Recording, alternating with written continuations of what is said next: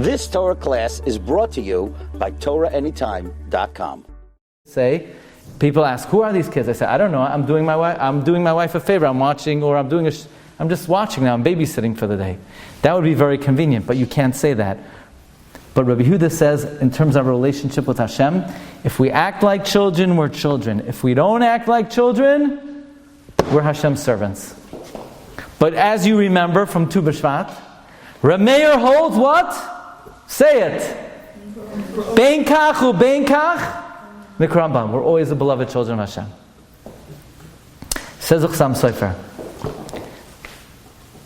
The fact that at the time of the worst sin in the history of the Jewish people, what's Hashem doing? Hashem is paving the way to save us. What does that demonstrate about our relationship to Hashem? That shows no matter how low we fall, no matter how bad we are, no matter how much we're not acting like children, Hashem will always be our loving Father. Do you know why Reb Meir says you have to read the whole Megillah? It's what we call Reb Meir L'Shitase. Reb Meir holds you have to read the whole Megillah because Reb Meir is the proponent, it's Reb Meir's ideal that Hashem's love for us is so powerful, is so strong, that even when we sin to the lowest level, His love for us is such that He's awaiting, He knows we're going to do tshuva, so He's already preparing the way to save us, even at the time we sin. The thing is, Rabbi Yehuda holds that Hashem's not our Father when we sin. Therefore, Rabbi Yehuda holds, don't read that part. You don't have to read that part. You could start later on. But while we're sinning, don't say God's our loving Father. That's not His relationship with us at that time. So Rabbi Yehuda holds you could start the Megillah only from when we start improving. You could start later on. It's Reb Meir who holds we're always the beloved children of Hashem. He's the one who says you have to start reading the Megillah from the beginning.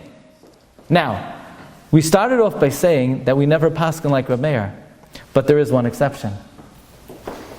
Regarding our relationship with HaKadosh Baruch Hu, we paskin like Reb Meir that we're always the beloved children of Hashem. So you said, "What? I thought we don't paskin like Reb Meir because nobody understands him." Listen carefully. That's true.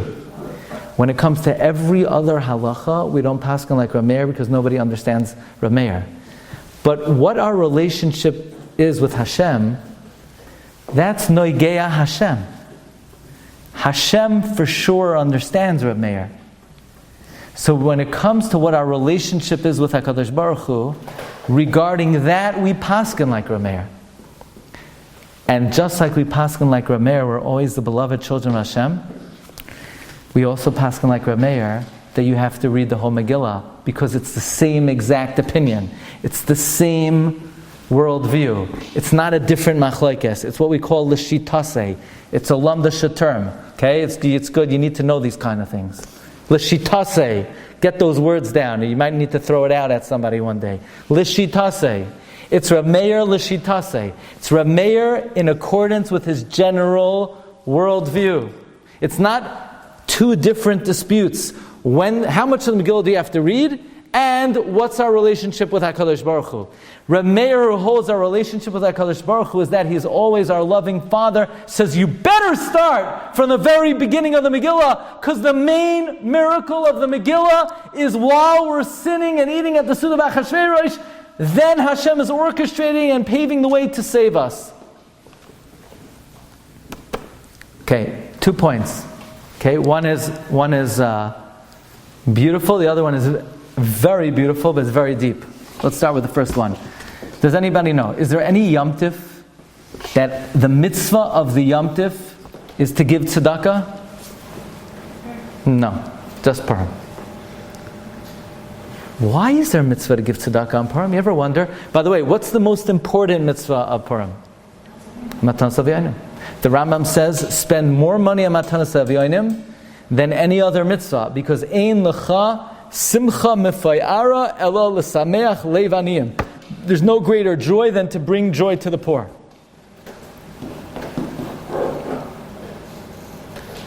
Does anybody have any idea why are we giving tzedakah on Purim? Why? Do you see any tzedakah in the Purim story? You see, you know why? The Jews were in trouble, so Mordechai gave money to Kupat Ha'ir.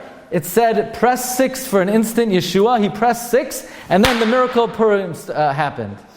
Do you find anybody giving tzedakah in the Megillah? Did Mordechai give tzedakah? Did Esther give tzedakah? Is there any tzedakah collections in the Purim story? Why are we giving tzedakah on Purim? Where did that come from? Came out of left field. On Purim, I understand you have a meal, you're celebrating. I understand you read the Megillah, you need to know the story. I understand Mishleach Manos, you want to create Achdus and Klal Yisrael because in times of Purim, everyone got together. But why are you giving charity? What does it got to do with Purim? Give charity on Tu B'Shvat. Ready for this? There was an old conversation, a conversation that took place between Tornus Rufus and Rabbi Akiva. Tornus Rufus asked Rabbi Akiva, hey Rabbi, does God like the poor? Rabbi Akiva says, yeah, sure. So Tornus Rufus says, so why doesn't he feed them? So Rabbi Akiva says, to give us an opportunity to support them and get Olam Haba.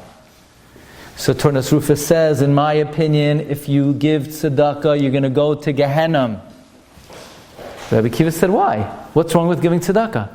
Tornus Rufus says very simply, if a king decrees that someone should be locked up and incarcerated and impoverished, and someone sneaks in and slips him money, is that a good deed or a bad deed? A bad deed. The king said he shouldn't have money. How do you contravene the decree of the king? Tzedakah is a sin, says Tornus Rufus. Rabbi Akiva says, bad analogy. What if a king decrees that his son should be locked up and impoverished, and someone sneaks in and supports the king's son? What will the king do? The king will reward the benefactor. Says Rabbi Akiva, we're Hashem's children. Says Tornus Rufus, no, I hold like Rabbi Yehuda.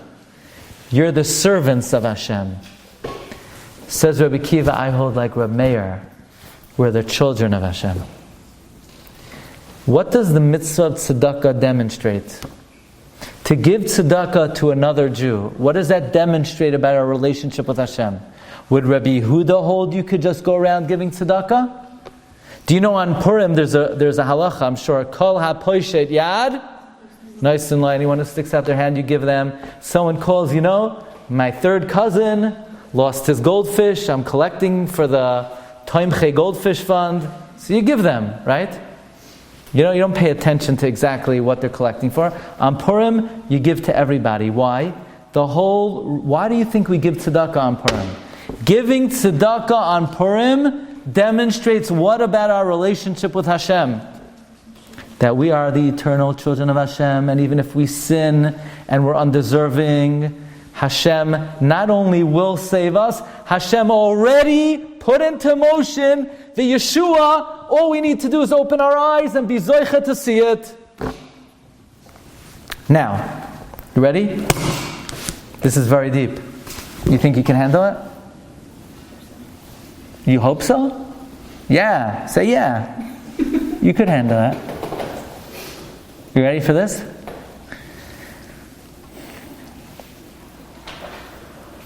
So, why does a father love his child? Why does a father love a child? So I have a son, Naftali, and one time I said, Naftali, you know why Daddy loves you? He says, why? I said, because I do. He says, Daddy, that doesn't make any sense.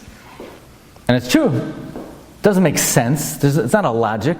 A parent doesn't like a child, because the child is this or accomplished this. It's implicit. It's reality of life. A parent loves a child. Why does Hashem love us? Because we're His children.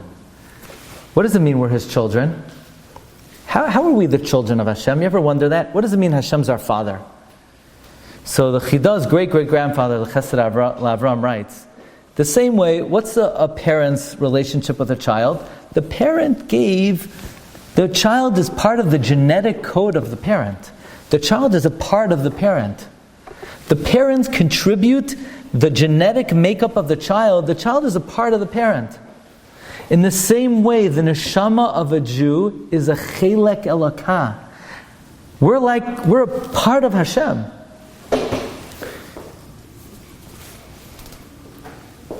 You know, the Medrash tells us that when Hashem made the 70 nations of the world, so Hashem was there, the 70 malachim were there, and each Hashem and the 70 malachim, each one took a different nation.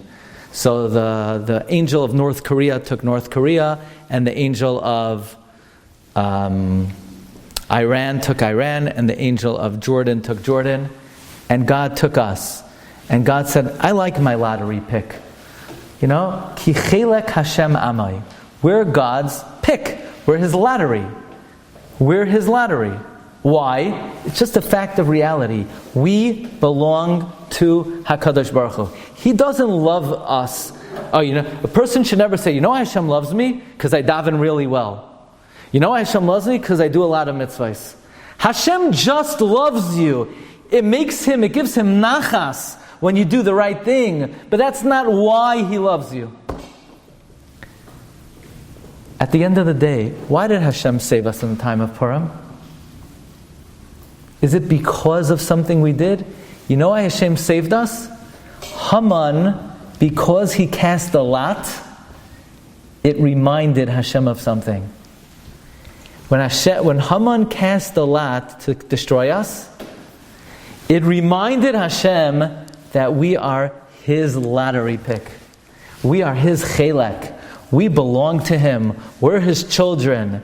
So really, the name Purim is not Haman's threat to annihilate us, but by Haman casting that lot to be able to destroy us, it reminded Hashem Kiviyachal, you know why He loves us?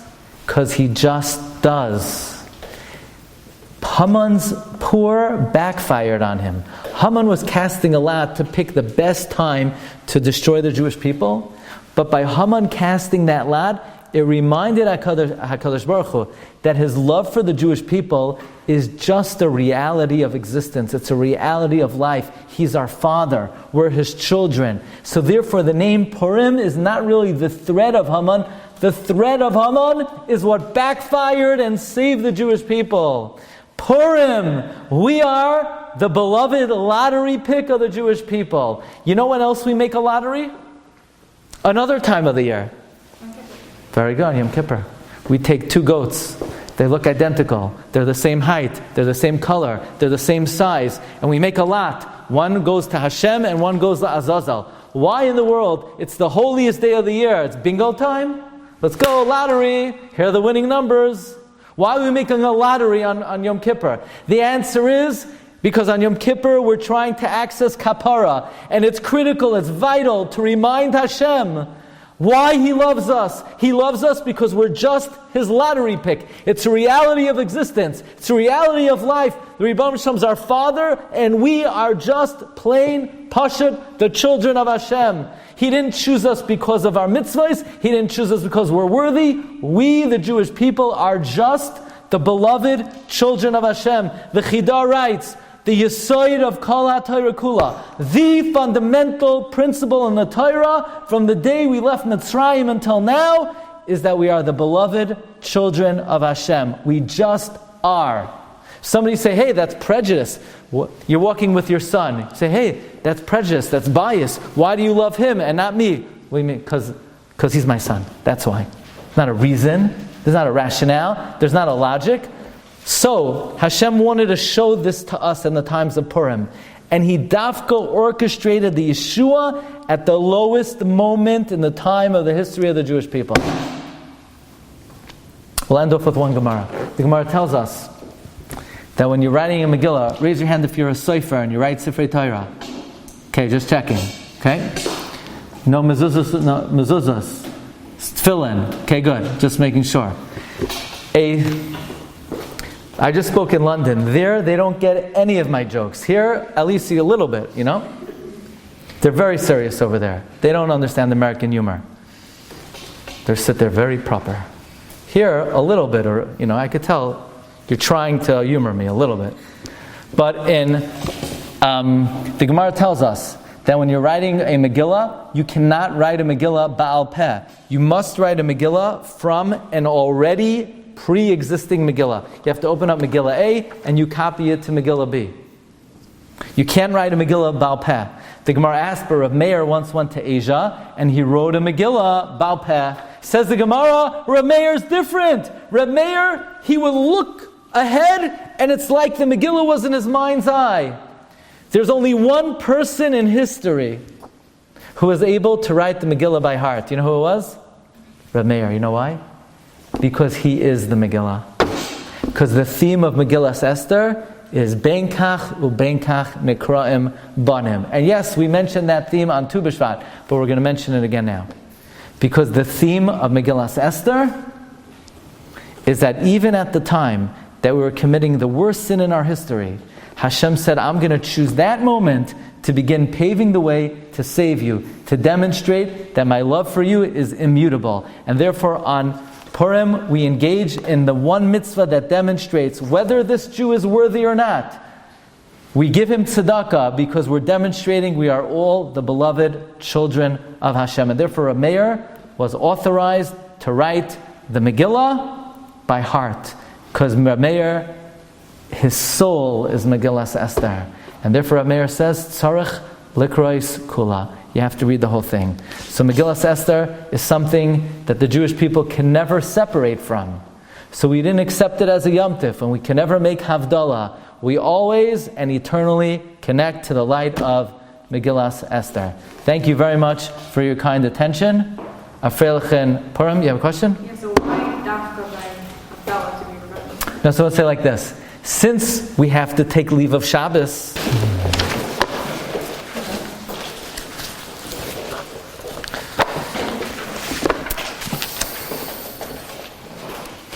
I have the wrong share over here.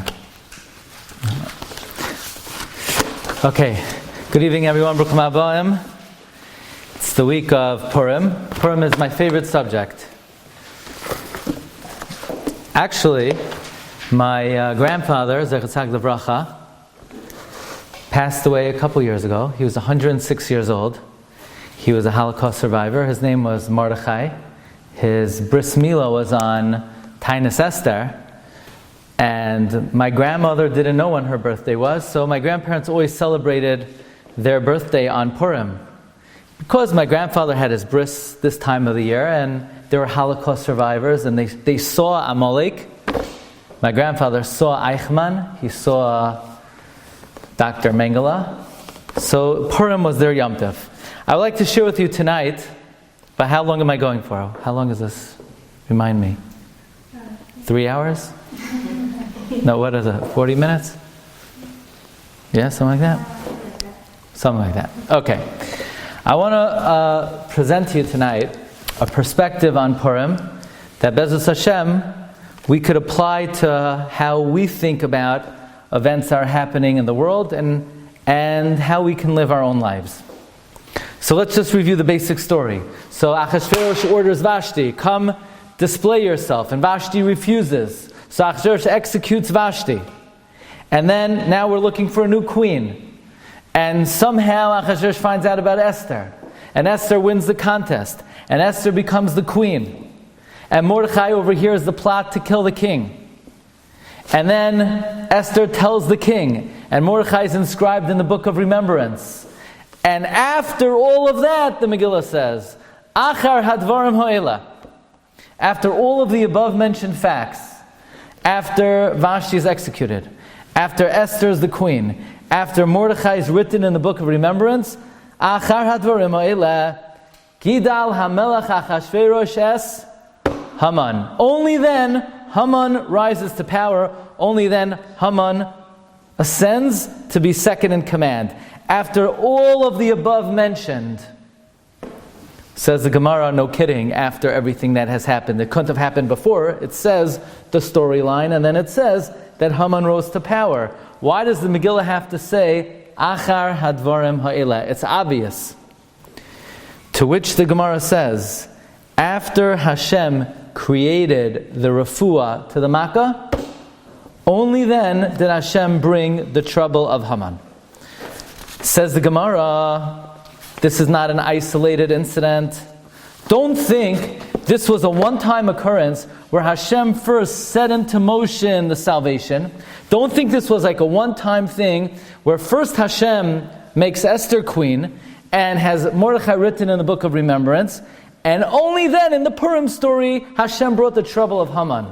Says the Gemara, Ein HaKadosh Baruch Hu Makeh Es Yisrael Ad Shabara Refuah Tchila. You know that Gemara? Yeah, well, how do you know? You learned Daf Yomi?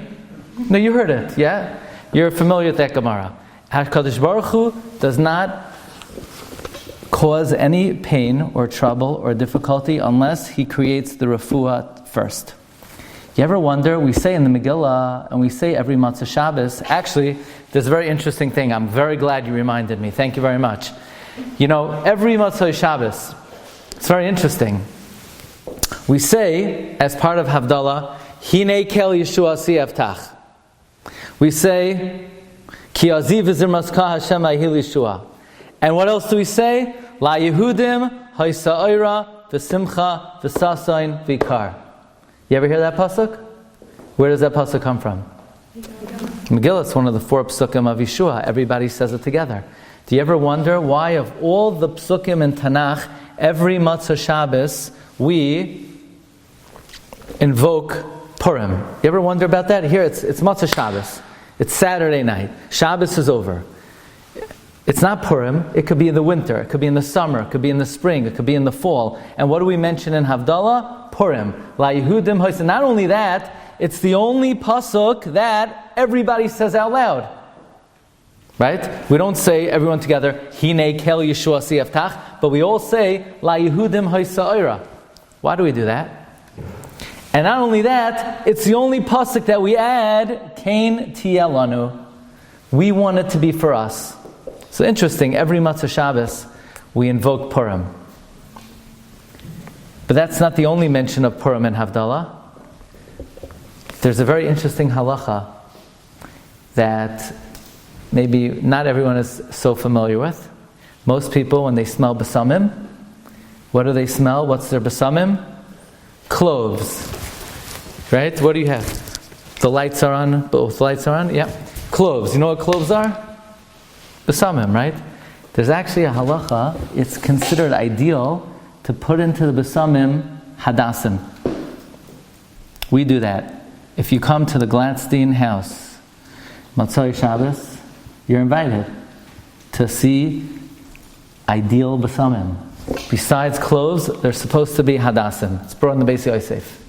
So let's say when you finish with your lulav and esrog, you take off the hadassim, you can put it in. If you would like hadassim, you could come. I can't say if there's somebody in the room, not saying if I know who she is, or but if you know who she is and you want to get hadassim for your besamim, the offer is on the table. That's the ideal way to have besamim. Why? To remember Esther and Havdalah.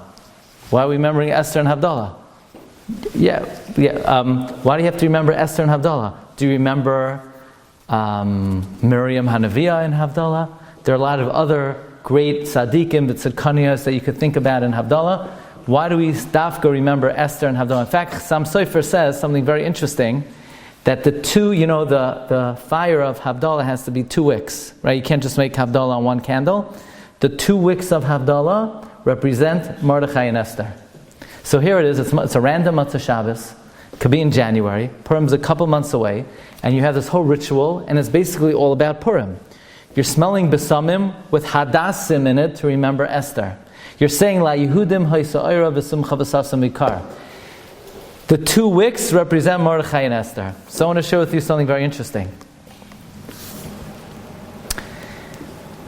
After the salvation of Purim, Mordechai comes to Klal Yisrael and he says, I have a great idea. There's this big hole in the calendar from Kislev until Nisan. We should really do something about this Purim miracle. Let's make a Yom Tif about it. Does anybody know? What did Klal Yisrael say when Mordechai suggested to make a Yom Tov of Purim. Klal Yisrael said, thanks, but no thanks. We're not really interested. No, we don't want Purim. Do you know that? Klal Yisrael rejected Purim. Mordechai said, we're going to make a Yom Tov. You can't do Malacha. Klal Yisrael said, thanks, but no thanks. We really don't want Purim. Isn't that unusual? Usually Jews like Yom Tov. You know, if you would ask me, could we add a Yom Tov to the calendar? I would say yes. Once a week we could add a Yom Tov to the calendar. Here it is, Mordechai wants to be Kaiveya a Yom Tov, and the Jewish people rejected it. Purim was supposed to be a Yom Tov. It's not a Yom Tov now. It's Mishteh, it's Simcha, but it's not Yom Tov. There's no Isser Malacha. You're allowed to do Malacha on Purim. Why in the world didn't the Jewish people accept Purim as a Yom Tov? You ready? Fasten your seatbelts. You're now going to uncover the secret of Purim. The Mekubalim say, this Rav Hutner brings down in a little-known sefer. Everybody knows the sefer Pachad Yitzchak? You know the sefer Pachad Yitzchak? Very good. But this sefer you never heard of. There's another sefer Rav Hutner has. It's a little red sefer. It's called, I think, Leked Rishimais. And Rav Hutner quotes the Chachmei Emes, that the reason the Jewish people did not want to accept Purim as a Yom Tov, because you know what it will mean if Purim is a Yom Tov? You know what you're going to have to do at the end of Purim if Purim is a Yom Tov? You're going to have to make Havdalah. And a Jew cannot be Mavdil from Purim. We are so connected to Purim. We're so attached to Purim. We love Purim so much that we didn't want it to be a Yom Tov, because if it would be Asr b'Malacha, then we would have to make Havdalah afterwards, and Havdalah means we're separating from it, and we can't bring ourselves to separate from Purim. So therefore we said, Mordechai, don't make it a Yom Tov. Leave it as a day that you're allowed to do Malacha. Because we're so connected to Purim that we don't want to be Mavdil from Purim. An analogy to this is now, we're gonna have some a myth buster now. Okay, an analogy to this is question: is a lady or is a woman allowed to drink from Havdalah? Is she allowed to now? Right? Is she allowed to? Or do we say maybe? I'm sure you heard some legends, some wives' tales about what could happen to someone who drinks from the Havdalah. So is anybody willing to have the courage to say yes or no? Can a woman drink from Havdalah? Or, let's say there's no man to make Havdalah. What should a woman do? The answer is halachically, a woman has to make Havdalah. Okay? Don't believe any of the wives' tales that women are not allowed to make Havdalah. It's only that. If there's a father or there's a man there, preferably he should make Havdalah. However, if he's not around, a woman has to make Havdalah, otherwise you can't eat. So what's this custom that women don't drink from Havdalah? You ever wonder that? Women are very scared of Havdalah. It's very frightening. You could turn into a mushroom. You could turn into a frog. You didn't know that? I was going to say try it, but don't try it. No, but really, why are women so scared of Havdalah?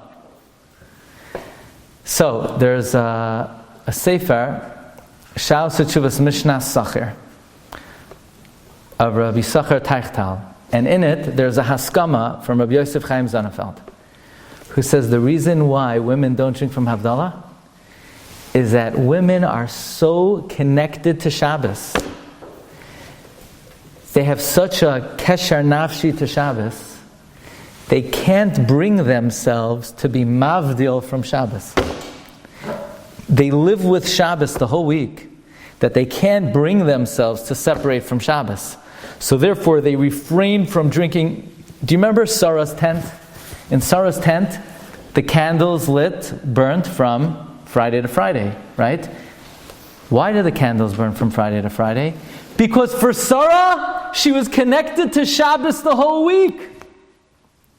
And that's why her challah stayed fresh from Shabbos to Shabbos. Because Sarah was on the Madrega, she lived with Shabbos the whole week. So a woman tries to emulate Sarah Yimenu, who's connected to Shabbos the whole week, and therefore a woman refrains from drinking of the wine of Havdalah. So too, a Jew is so connected to Purim that we can't bring ourselves to be mavdil from Purim, and therefore we never accepted Purim as a Yom Tov. So here it comes Matzah Shabbos. Matzah Shabbos is a big downer. It's somewhat of a depressing time. We have to take leave of the Shabbos. We were together with Shabbos for 24 hours. You know that Shabbos is like a marriage. Shabbos is a marriage between HaKadosh Baruch Hu and Klal Yisrael. Friday night is the Kiddushin. Did you ever know that we have 3 different Shemona Esreis on Shabbos? Friday night is Ata Kidashta. Shabbos day is Yismach Moshe. Actually 4. By Musaf is Tikanta Shabbos. And Mincha is Ata Echad V'Shimcha Echad. Why do we have different Shemona Esreis for Shabbos? We don't have different Shemona Esreis on Yom Tov. On Yom Tov it's Ata V'Chartan Mikol Amim, Ata V'Chartan Mikol Amim. It's the same Shemona Esrei every single tefillah. Why on Shabbos do we have different Shemona Esreis? The answer is Shabbos is a marriage between Knesset Yisrael, where the Kala, and the Rebbeinu Shalom is the Chasan. Friday night is the Erusin, the Kiddushin. So we say Ata Kidashta. Shabbos day is the Nesuin, is the Chuppah. We talk about Moshe Rabbeinu standing on Har Sinai. When Hashem suspended Har Sinai over our heads, it was like a chuppah. Shabbos by Mincha is Yichud. Therefore we say Ata Echad. So when Shabbos is over, it's a downer. It's depressing. We have to take leave of Shabbos. But you know what the good news is? We say, every Matzah Shabbos, even though we have to take leave of Shabbos, there's one thing in this world we never take leave of. You know what we never take leave of? Purim. So therefore every Matzah Shabbos, as part of Havdalah, we say the Psukim, La Yehudim Haisa Oira V'Simcha V'Sasam Ikar. We never have to take leave of Purim. We smell the Besamim with Hadassim in it. We remember Esther Hamalka. The 2 flames represent Mordechai and Esther. We never forget about Mordechai and Esther. So as Shabbos is leaving and we have to make Havdalah, and we have to take leave of Shabbos, there's one thing in this world we never take leave of. We never take leave of Purim.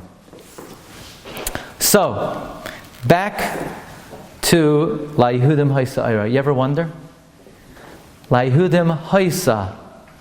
Is Haisa past tense, present tense, or future? Okay, you have 3 choices. So you're very likely to get the answer correctly. You have a 33% chance of getting it right. Past tense? Past? Who says present? Who says future? Who says past?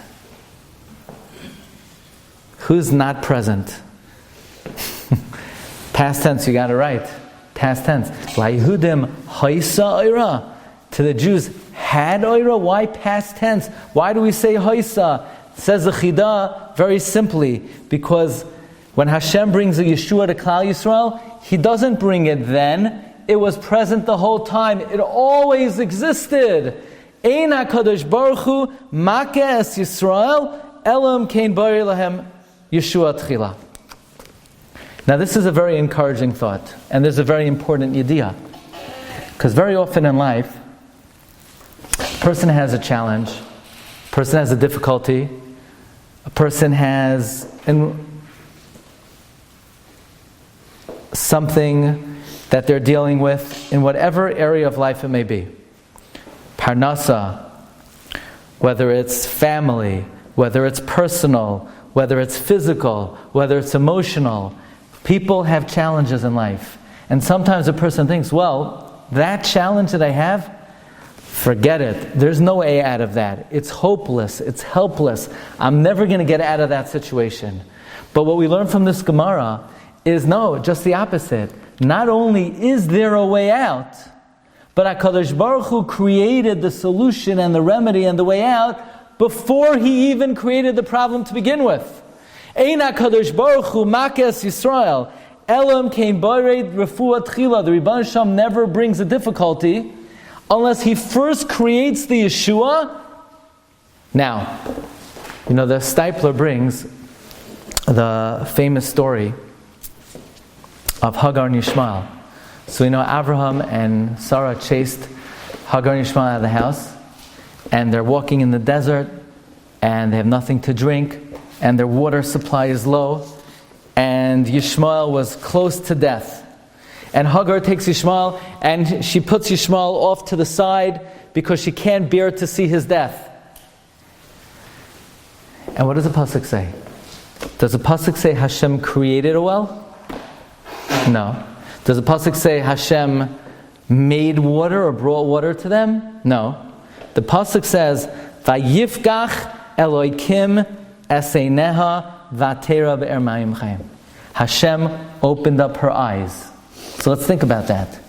What does that mean? That means they were never in danger to begin with.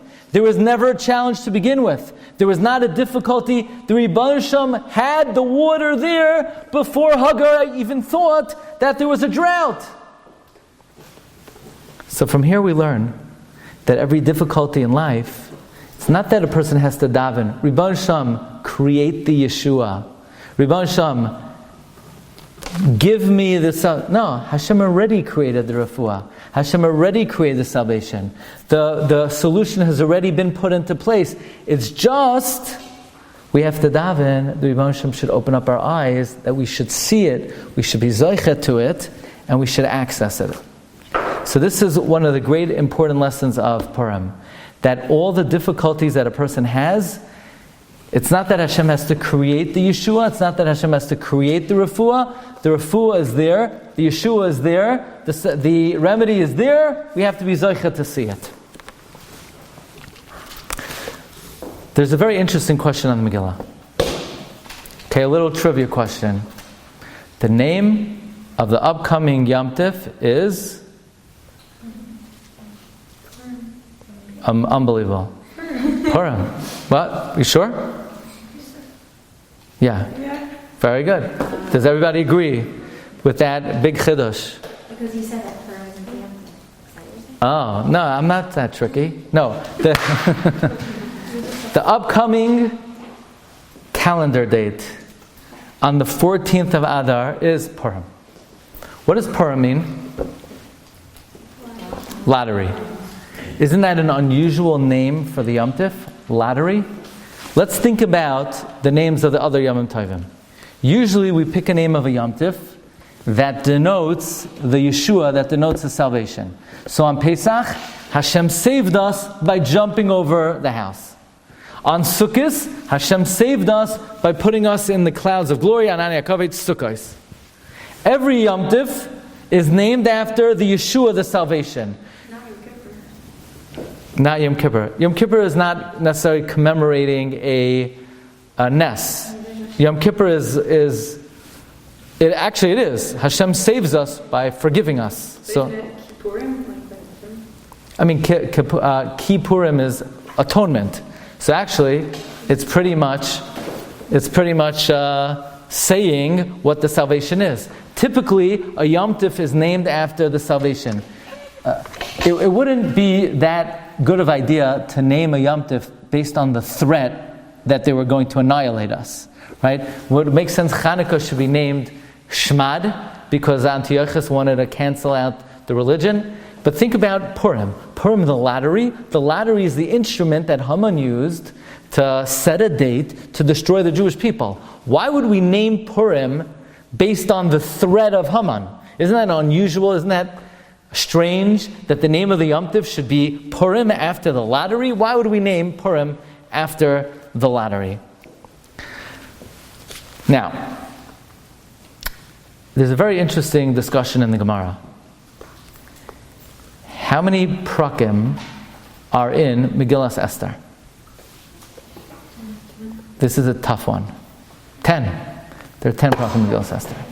How many of them do you need to read? What? You have to hear. How many do you have to hear? You have to hear the whole thing. What if you come to the Megillah, Bimei Achashverosh, and you miss the word Vayehi? How much credit do you get? 0. Isn't that beautiful? You get nothing. You didn't do anything. Afterwards? No, to catch up. Yeah, you could catch up. But if you didn't, nothing. Okay, you have to hear the whole thing. But not everybody agrees to that. There are a number of opinions in the Gemara. The Gemara brings an opinion of Rabbi Yehuda. Rabbi Yehuda says you could start the Megillah from Ish Yehudi. Rabbi Yossi says you could start from Achar Hadvar Ma'ela, from the rise of Haman. Rabbi Shimon Bar Yochai says you could start from Balai Lahahu, like when Achashverosh can't sleep at night. Reb Meir says Tzarech Likrois Kula. You got to read the whole thing. Who do we paskin like? Reb Meir. We paskin like Reb Meir. You have to read the whole Megillah. So there's a very big question here. And the question is, there's a general rule in Shas that we never ever paskin like Reb Meir. Ever. We never paskin like Reb Meir. Now, it's a very unusual rule because the Gemara says Reb Meir was the deepest and the wisest of all the Chachamim. So why don't we ever paskin like him? So the Gemara says, we don't paskin like him. He's so deep, he's so wise. La yardu chachamim l'soif daitoi. Nobody knew what he's talking about. He's so deep, nobody understood the rationale of Reb Meir. Therefore, the halacha is we do not paskin like Reb Meir. So the question is, but we found an exception to the rule. We do paskin like Reb Meir. We paskin, you have to read the whole Megillah. So I want to ask you another question. What would you say is the biggest miracle of the Purim story?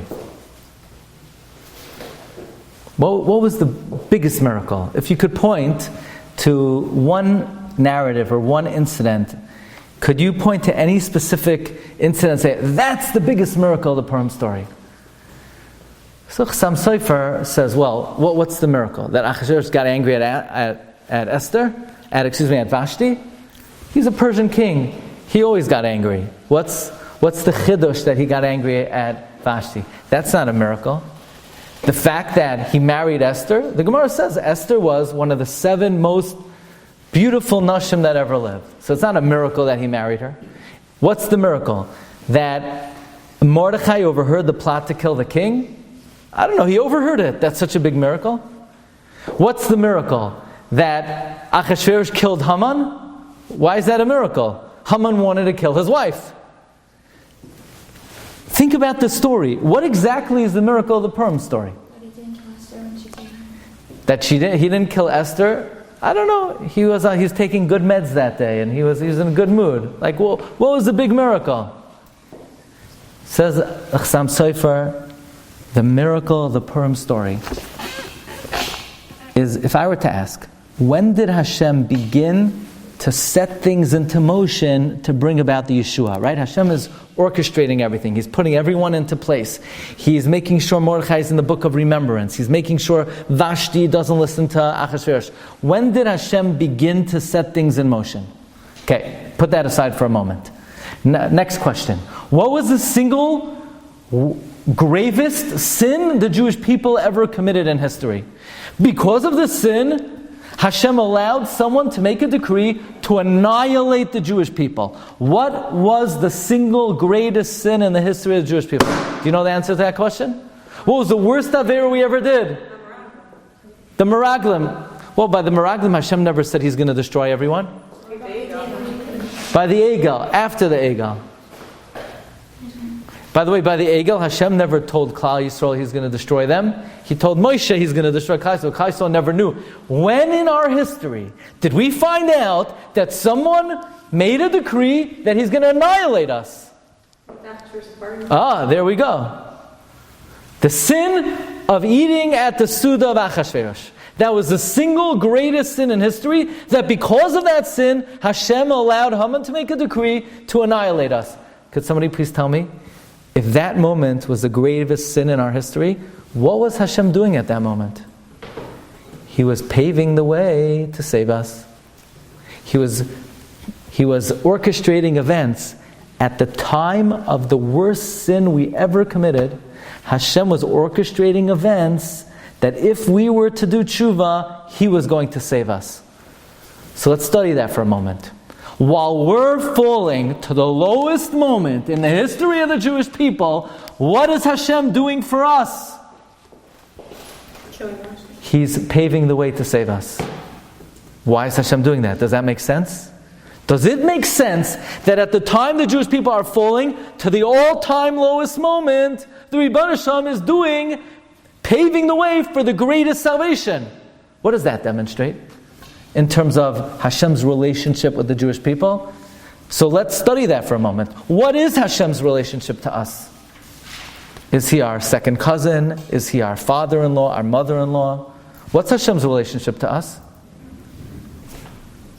He's our Father. Is He always our Father? What's our relationship to Him? We're His children. Are we always the children of Hashem? Yes or no? Yes. It depends. You know what the real answer is? It's a machlokes. It's a machlokes whether we're always the children of Hashem. Who says what? It's a machlokes, Rabbi Yehuda and Rabbi Meir. It's a machlokes. You know this already? You know this, Shir? You gave it a different time and a share similar to this? Right? When? Like a while. Before Purim? Yeah, I think so. Or a different time of the year? I think it was before Purim. What? Give us up. Give us up. I can't hear what? Give us up. Tu B'Shvat? Tu B'Shvat. Okay, so let's see listen to how this ties in, okay? Rabbi Yehuda holds what? Who remembers? Rabbi Yehuda holds, are we the children of Hashem? It depends. If we act like the children of Hashem, then we're the children of Hashem. If we don't act like the children of Hashem, we're not. It's like if, let's say, I take my kid shopping, which is a very big mistake, okay? You never take kid shopping, but if you do, then let's say they behave, and somebody wants to know, who are these kids? So what do you say? They're my children. But if they don't behave, wouldn't it be convenient to... You've just experienced another Torah class brought to you by TorahAnytime.com.